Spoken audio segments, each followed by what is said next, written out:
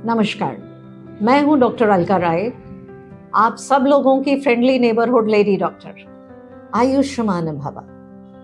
हमारी सभ्यता में हमेशा बड़े अपने छोटों को यही आशीर्वाद देते हैं और एक डॉक्टर होने के नाते तो ये खास आशीर्वाद हो जाता है, क्योंकि हम सब चाहते हैं कि आप लोग खूब लंबी उम्र जिए।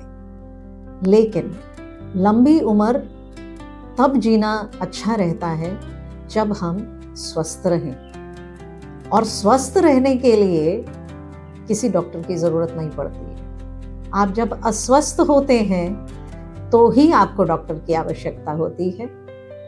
स्वस्थ रहने के लिए सिर्फ और सिर्फ एक निर्णय होता है कि हमें स्वास्थ्य हमारी जिम्मेदारी है और जो भी करना है वो हमें स्वयं करना है स्वस्थ रहने के लिए। दो चीज़ें हमें स्वस्थ रखती हैं या हमारी शरीर को स्वस्थ रखती हैं।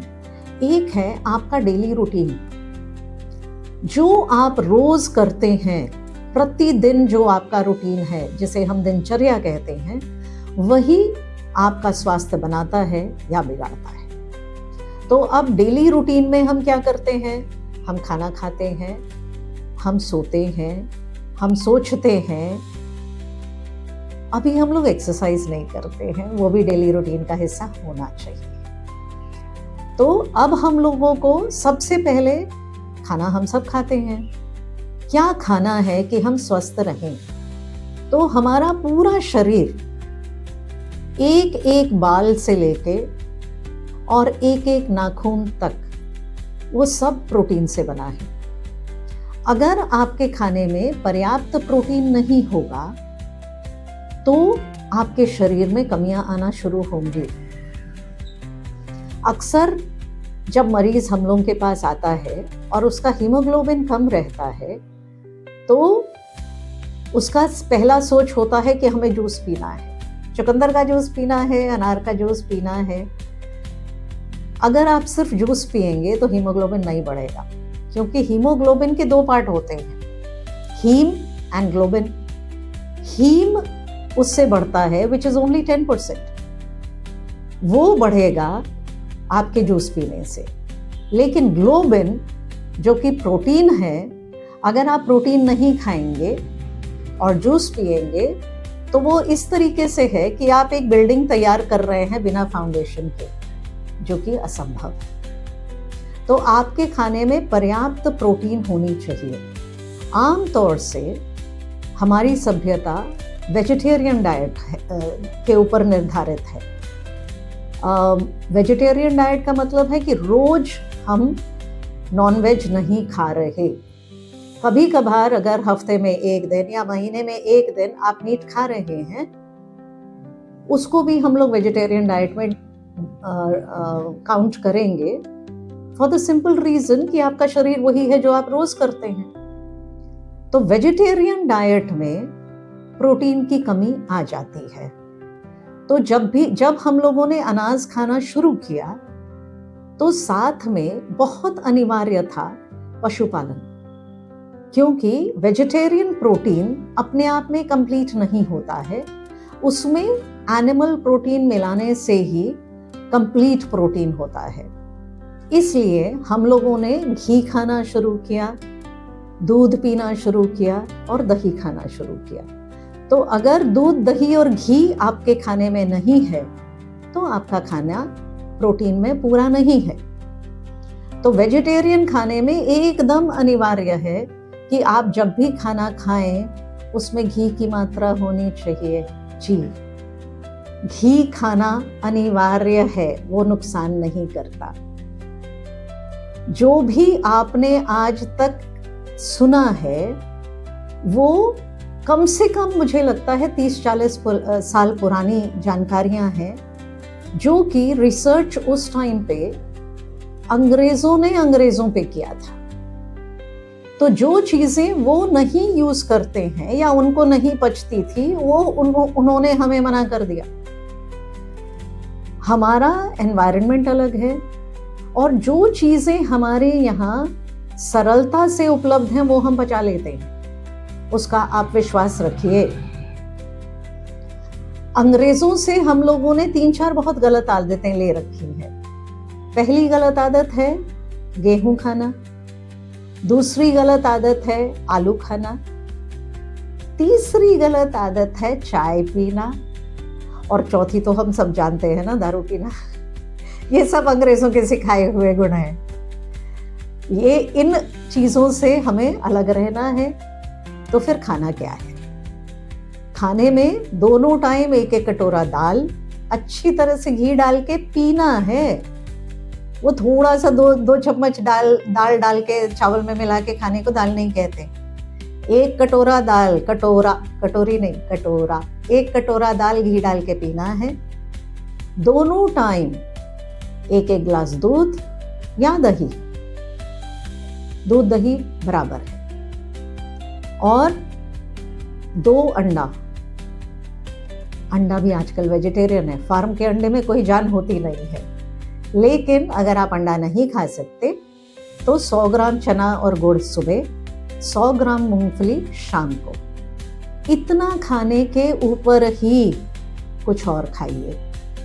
रोटी आलू में सिर्फ कार्बोहाइड्रेट मिलता है, उसमें प्रोटीन की मात्रा ना के बराबर होती है। वो एक्चुअली उसको हम स्टार्वेशन डाइट कहते हैं, यानी दरिद्रों का खाना। अब भारत में कोई दरिद्र है नहीं, सबके पास खाना है। बस सही चीजें खाने की आदत डालनी है, और रोटी आलू खाना हमें बंद करना है। कम से कम गेहूं की रोटी बंद करनी है। बाकी तमाम अनाज होते हैं जिनसे रोटी बन सकती है। धीरे धीरे आपको दूसरे अनाज की रोटी खाना शुरू करना है। सबसे बदनाम तो मुझे लगता है चावल को कर दिया गया है। चावल सिर्फ एशिया में होता है। हमारे अलावा चाइनीज और जापानीज, ये लोग भी चावल खाते हैं, और ये लोग एक्चुअली बीमारी मुक्त रहते हैं, क्योंकि आज भी उन्होंने हमारी पुरानी सभ्यता को भुलाया नहीं। आज भी उन्होंने वही सारी चीजें अपनाई हैं जो अपनी सभ्यता की चीजें हैं। चावल खाना उन्होंने छोड़ा नहीं, और वो 3-4 टाइम चावल खाते हैं, और उनमें कम बीमारियां हैं। हम लोगों ने बहुत सारी बीमारियां इंपोर्ट कर रखी हैं, क्योंकि रोटी आलू जो हमने इंपोर्ट कर रखा है। चावल खाने से आपको कोई नुकसान नहीं है, और पर्टिकुलरली अगर आप अपने खेत के चावल खाते हैं तो वो तो बिल्कुल ही नुकसान नहीं करता है। पॉलिश्ड राइस जरूर नुकसान करता है, लेकिन अगर आप अपने खेत की चावल खाते हैं तो वो आपको बिल्कुल भी नुकसान नहीं करेगा। एक चीज और सलाह है 35 साल के ऊपर के लोगों के लिए। कोशिश ये करना है कि वो लोग रात का भोजन ना करें, या ना के बराबर करें। एक्चुअली 35 साल तक हमारा शरीर, हम कुछ भी करें वो स्वस्थ रहता है। जितनी परेशानियां होती हैं एक अस्वस्थ जीवन शैली के, वो सब दिखने लगते हैं 35 साल की उम्र के बाद। तो अगर जैसे ही आपका बुढ़ापा का दस्तक होता है, वैसे ही आप डिनर को छोड़ दें या उसको ना के बराबर कर देंगे, तो काफी सारी बीमारियों से आप दूर रहेंगे। कमाल की बात यह है कि जो लेटेस्ट रिसर्च है उसने ये बताया है कि अनाज ही हर बीमारी का जड़ है। अनाज से फ्री रेडिकल्स होते हैं, और फ्री रेडिकल से सारी बीमारियां होती हैं। इसलिए हमारे पूर्वजों ने एक बहुत अच्छा नियम बनाया था। जब हम अनाज खाने लगे तो हमारे को फास्टिंग का नियम बनाया गया कि कुछ ऐसे दिन होने चाहिए जब हम अनाज रहित रहें, ताकि हमें हमारी बॉडी को रिकूप करने का मौका मिले। दोनों नवरात्र 9 दिन आप अनाज रहित रह के देखें। और अनाज के अलावा बहुत सारी चीजें हैं प्रकृति ने दी हैं हमें खाने के लिए। जरूरी नहीं है कि सिर्फ हम अनाज खाएं। और हाँ, बाकी चीजें बहुत महंगी भी नहीं होती हैं, वो सिर्फ एक धारणा है। तो सिर्फ और सिर्फ हम अगर थोड़ी सी अपनी आदतों में अगर हम चेंज कर लें तो शायद हम स्वस्थ रहना शुरू कर देंगे। तो न्यूट्रिशन के लिए हरी सब्जियां हम सब जानते हैं इम्पॉर्टेंट हैं, फ्रूट्स हम सब जानते हैं इम्पॉर्टेंट हैं।